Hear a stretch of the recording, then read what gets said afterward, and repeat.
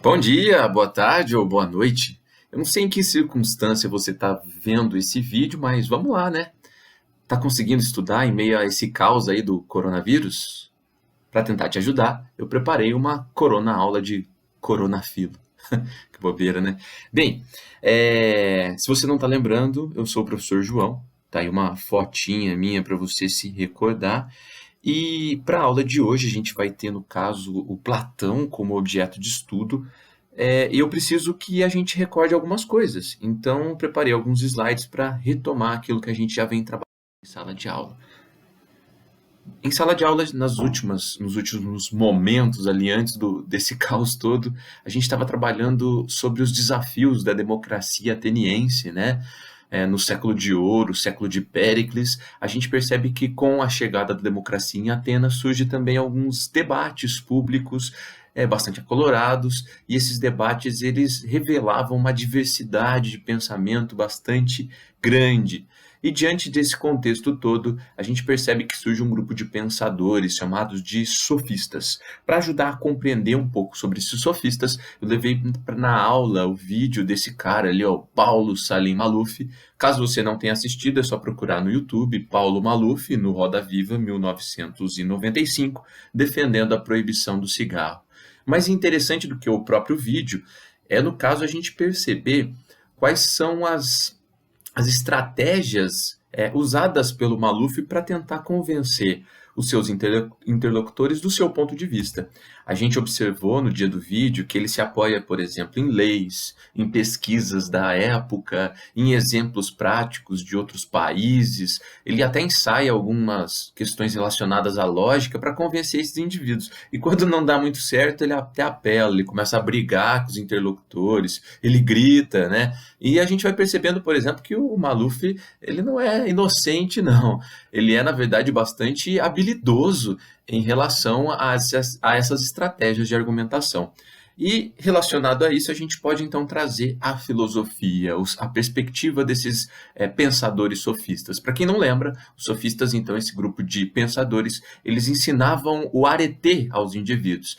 Não vá achando que arete é uma dança, um axé, não tem nada a ver com isso, não. Arete significa habilidade, significa virtude. Assim como o Paulo Maluf demonstra suas habilidades de argumentação nesse vídeo, a gente pode perceber que os sofistas já nesse período, eles já pensavam através do uso da retórica e da oratória em convencer os seus interlocutores. E eles começaram então a ensinar essas estratégias de argumentação a quem, no caso, pagava por esses ensinamentos. Bem, a gente percebe de uma maneira bastante clara assim que não há uma causa, não há uma preocupação dos sofistas em defender uma verdade ou uma ideia, né? A quem pagasse, tá? Os sofistas prestavam então esse serviço. Isso gerou muitas, mas muitas críticas de vários filósofos da época, como o que a gente viu ainda no finalzinho das nossas aulas antes do coronavírus. A gente estudou, por exemplo, o senhor Protágoras, né? A gente estudou, no caso, o Protágoras, um sofista que defendia como um caminho da argumentação o relativismo. O homem é a medida de todas as coisas, ou seja, se eu tenho vários homens, eu tenho várias avaliações das coisas, várias medidas, e, portanto, cada um estabelece o que é certo, o que é justo, né, de acordo com suas próprias perspectivas. Já o Gorgias, né, caminhava por um outro caminho, por outro circuito. Ele dizia, no caso, que o ser não existe. Se existisse, não poderia ser reconhecido. Mesmo que fosse reconhecido, não poderia ser comunicado a ninguém. A gente percebe que o Gorgias usa o caminho do ceticismo absoluto. O ser não existe, ou seja, eu não tenho verdade, eu não conheço as coisas, eu não conheço o ser. Se existisse verdade, se existisse ser, eu não poderia reconhecê-lo. Por quê? Porque eu sou um indivíduo limitado nas minhas percepções acerca do mundo, a minha razão ou a minha sensibilidade é limitada. E mesmo que alguém conhecesse esse ser, tá, não poderia ser comunicado a ninguém pelo limite da linguagem. Olha essa imagem, por exemplo. Isto não é uma maçã, do René Magritte. A gente percebe, por exemplo, que é uma pintura bastante realística, entre aspas, né? mas que tem uma série de limitações. Não tem cheiro de maçã, não tem gosto de maçã, porque a linguagem da pintura, né, ela existe apesar de uma série de restrições. Então, se eu soubesse como o mundo realmente é, eu nunca ia conseguir comunicar a ninguém justamente por essa dificuldade da comunicação e da linguagem. Bem, diante disso, então, a gente percebe que o caminho do Protágoras, do relativismo, do Gorgias, do ceticismo, poderia ser usado em qualquer circunstância. E isso irritou muito um filósofo, que a gente viu na última aula já com poucos alunos, por isso eu vou retomar rapidinho aqui. Nós observamos na última aula o Sócrates, extremamente crítico aos sofistas, tá? Propunha um tipo de conhecimento diferente, universal, tá? Com verdade, não cético, assim como os sofistas. Então ele propunha, no caso, a ideia de que, primeiramente, eu preciso conhecer a si próprio, o autoconhecimento, que ele se inspira do oráculo de Delfos, e também o reconhecimento da própria ignorância como um princípio importante para os filósofos, né? Só sei que nada sei. Essa frase do Sócrates indica que ao reconhecer essa ignorância, que nada sei, eu vou caminhar em direção à verdade, em direção ao conhecimento. Dentro desse contexto, então, surge o Sócrates, que vai buscar o ambiente público da polis, o ambiente próprio dos sofistas, para produzir os seus embates. Como seriam desempenhados esses embates? Através do método socrático, do diálogo. Tá? Ele travava ali uma batalha de palavras com os sofistas, usando dois passos dentro desse método. O primeiro passo, o primeiro momento, a ironia, a interrogação, em que ele iria ironizar, ou seja, perguntar para o seu interlocutor, até que chegar o momento ali, da desconstrução de ideias prévias, né, daquilo que ele já acreditava, e a partir dessas perguntas, então, iria ruir os seus argumentos, as suas preconcepções, e a partir disso, dessas ruínas, surgiria então a segunda etapa do método socrático, da maiêutica, o parto das ideias, a reconstrução das ideias buscando a verdade, mas sobre os escombros daquilo que foi desfeito com a ironia, né?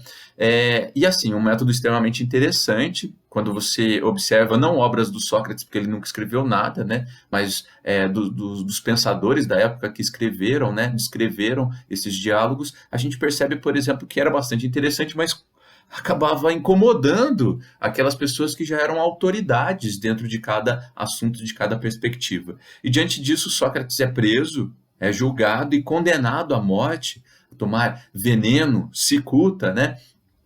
Sob as acusações de corromper a juventude e não crer nos deuses. Quando a gente olha essa situação do Sócrates, até na aula a gente estava discutindo sobre o momento em que o Sócrates aguardava, né, o parecer final do júri, né, ao que ele seria condenado. E ele obtém a possibilidade ali de negar o seu método, né, e seguir vivo, né, ou persistir com esse método, mas morrer, tá? E o Sócrates, ele opta pela morte, e isso revolta um dos seus mais brilhantes discípulos, que era o Platão, e é exatamente este o tema da nossa aula. O Platão, no livro 7 da República, ele descreve um mito ou alegoria da caverna, tá? Esse mito ele deve ser interpretado através da perspectiva da metáfora, tá? A gente precisa perceber que cada coisa dentro desse mito, cada elemento, representa uma série de coisas. E a gente vai percebendo lá que nesse livro 7 da República, através do método dialético, né, de um diálogo, o mito revela uma relação percebida pelo Platão entre os conceitos de escuridão associado lá à ignorância e o conceito de luz associado ao conhecimento. E olha que interessante, de um modo assim bem geral, a gente percebe que o Platão ele descreve que há indivíduos presos no fundo de uma caverna, acorrentado pelas mãos e pelos pés, e que observam apenas o fundo da caverna, como a gente pode observar nessa imagem. E eles não conhecem a realidade, eles não sabem o que de fato acontece, eles observam apenas as sombras. Tá? Atrás deles há um muro onde indivíduos passam carregando seus ídolos, e esses ídolos produzem as sombras em que os indivíduos acreditam ser a realidade. O Platão conta, nesse mito, que um desses indivíduos, certa vez, ele consegue se libertar dessas correntes, e ele começa a caminhar pela caverna na direção oposta às sombras e vai percebendo todo o funcionamento dessa caverna, do muro, dos ídolos, de uma fogueira próxima à entrada, e ele encontra a saída da caverna, tá? E ele sai, no primeiro momento, ele fica cego diante de tanta luz, ele não consegue compreender o que acontece. É uma situação assim de extremo desconforto, que para quem está dentro da caverna é extremamente diferente, é confortável, né? Não há problemas, e fora da caverna ele está cegado pela luz. Porém, quando os olhos desse indivíduo se acostumam, ele consegue contemplar o que de fato é real, não sombras, e começa a perceber de fato a realidade. E esse indivíduo retorna à caverna na intenção de convencer os outros indivíduos acorrentados a saírem também. Porém, quando ele retorna para o fundo da caverna, esse indivíduo ele não é compreendido pelos outros e é morto, assassinado. Dá para perceber que o diálogo construído pelo Platão provavelmente se refere a um personagem no qual ele idolatra, ele valoriza, e que foi morto justamente por não ter a sua sabedoria reconhecida. Olha para esse indivíduo fora da caverna. Ele provavelmente representa, no mito, na alegoria da caverna, Sócrates. Tá? E a gente percebe assim que esses dois ambientes, do fundo da caverna e o fora da caverna, ele representa também duas teorias, duas perspectivas filosóficas vigentes no período, que são antagônicas. Por exemplo, o fundo da caverna, de ilusão, né, de sombra, escuridão, é a perspectiva do Heráclito, do devir, da mudança. E fora dessa perspectiva, a gente vai ter, no caso, o Parmênides, em que o ser é, ou seja, que há uma essência, há uma ideia eterna, que não é de ilusão, tá? Que é a verdade. Então, a gente percebe, por exemplo, que o Sócrates, com esse mito, ele acaba dando resposta a duas situações diferentes. Primeiro, a justificativa por que o Sócrates morreu, e, segundamente, a perspectiva de que existem duas teorias fortes que podem ser conciliadas a partir dessa perspectiva do mito, da alegoria da caverna. Bem, diante dessa situação, então, desses dois mundos, vamos fazer assim uma delimitação básica. Vamos chamar o mundo de dentro da caverna de mundo sensível, mundo material. Tá?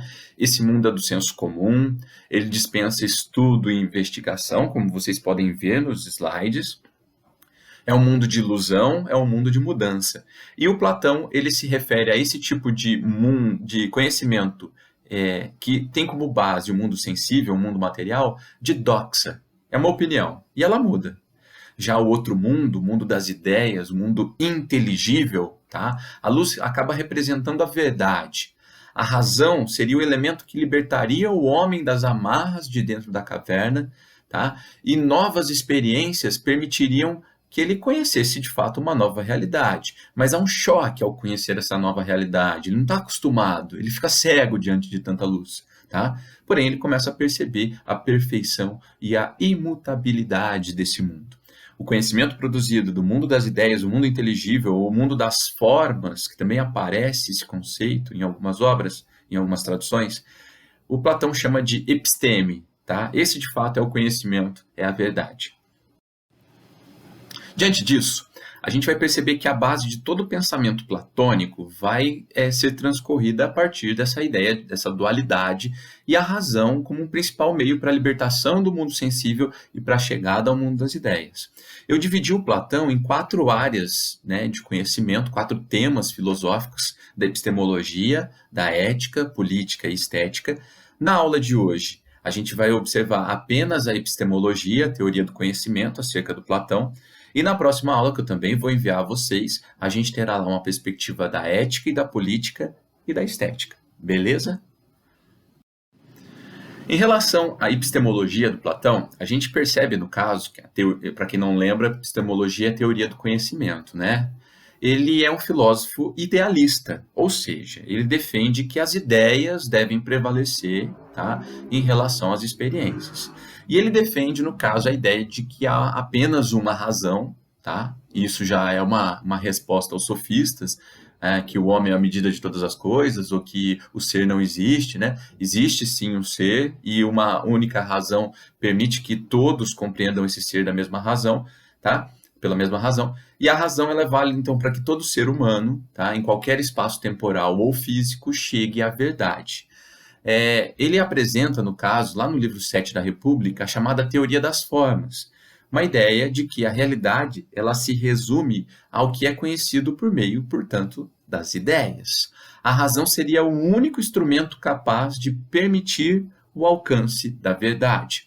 Percebam que toda vez que a gente vai falar na teoria epistemológica do Platão sobre a chegada ou alcance do conhecimento, a gente vai falar de um caminho dialético que obedece uma lógica, obviamente, dualista, em que eu abandono a opinião, olha ali, no último item, eu abandono a opinião, a doxa, e caminho para a episteme, a verdade. Eu ignoro a razão em nome de algo maior, que é a razão, tá? Eu abandono o desejo, desculpa, perdão. Eu abandono o desejo em nome da razão, eu abandono o interesse particular em nome do universal, abandono o senso comum em nome da filosofia, e eu vou alcançar, portanto, 3 ideias principais dentro dessa perspectiva. A ideia de ciência, a ideia de moral e a ideia de política, ok? Bem, então de uma forma assim, bem geral, bem pontual, a gente percebe que o Platão é um filósofo idealista, tá? Que vai, através da teoria das formas, dizer que a realidade ela só é conhecida por meio das ideias, tá? Forma e ideia é a mesma coisa. A razão é que me liberta desse mundo de ilusão, onde há opinião, desejo, interesse particular, senso comum, e a razão me leva para a verdade, tá? Ela me leva para o interesse universal, para a filosofia, e assim eu percebo a ciência, a moral e a política. Vamos fazer um exercício, então, rapidinho? Esse exercício aqui é da UEM, tá? E diz o seguinte: no diálogo Teeteto, de Platão, lê-se a seguinte afirmação de Sócrates: estou vendo, amigo, que Teodoro não ajuizou erradamente tua natureza, pois a admiração é a verdadeira característica do filósofo. Não tem outra origem à filosofia. A respeito da noção de admiração na filosofia platônica, assinale o que for correto. A admiração está bem claro que é a verdadeira característica do filósofo. Ele está, no caso, dizendo ali que é uma afirmação do Sócrates, mas o Platão acaba concordando com essa perspectiva, tá?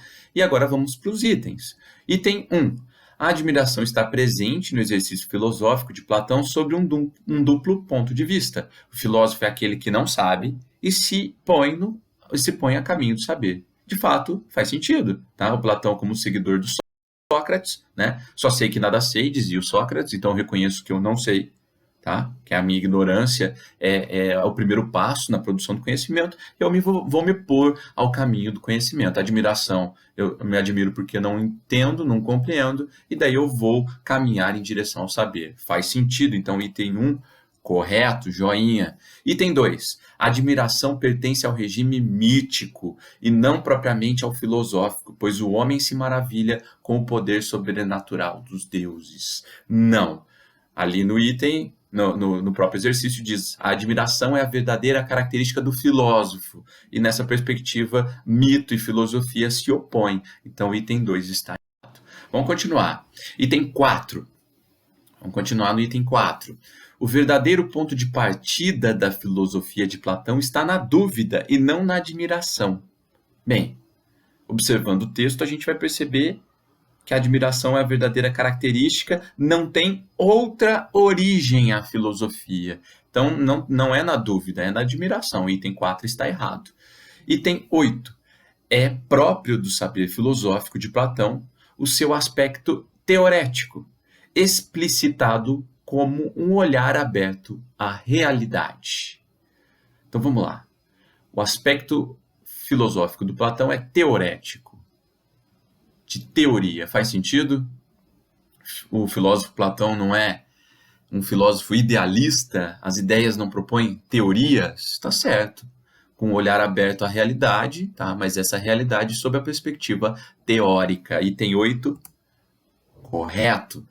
Item 16. Para Platão, O filósofo é aquele que tem a capacidade de amar a sabedoria e não a capacidade de admirar-se. Nada a ver. Então ficou só esses dois itens, o 8 e o número 1. Senhores e senhoritas, e na próxima aula, então, para finalizar, o nosso querido Platão, a sua perspectiva ética, política e estética. E como recomendação final, olha o recado do Platão para você. É para ficar na caverna, viu? Por enquanto, vamos ficar quietinho, evitar então o contato, né? Evitar aglomeração social, lavar as mãos, usar álcool em gel. E pessoal, muita saúde para vocês. Saúde e estudos. Vamos lá. Falou.